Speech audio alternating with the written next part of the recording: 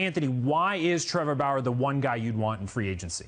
Just imagine a five-man rotation, especially when you get to the playoffs, that leads off with DeGrom and Bauer. And then you assume by that point you've got Noah Syndergaard healthy. You get him doing his, career average type thing as your number three, as a three-man rotation in the playoffs, because they probably will have off days again.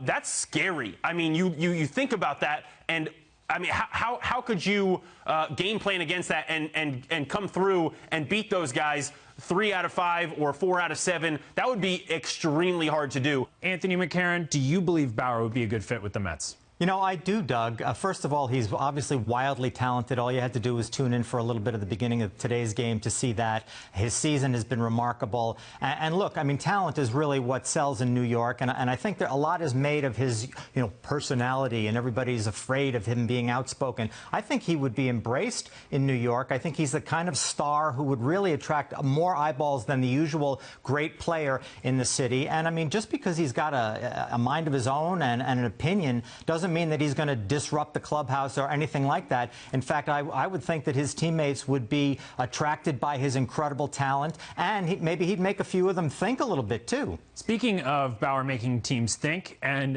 he said in the past that he likes one-year deals going forward, that he thinks the smart business decision for baseball players is to bet on yourself every year and take a high AAV in a one-year deal. So Andy, he's going into a free agent year where he's never been better. Is that what he's going to still want to do? And will teams and front offices play ball and give him a one-year, $40 million deal? He's actually started to backtrack a little bit on that if you look at his more recent quotes. And he's got the excuse of the COVID baseball economy now, which is take what you can get when you can get it. We don't know what the free agent market is going to be like. So someone wants to give him a long-term deal. At this point, I have a hard time, post-pandemic, I have a hard time seeing him probably passing that up.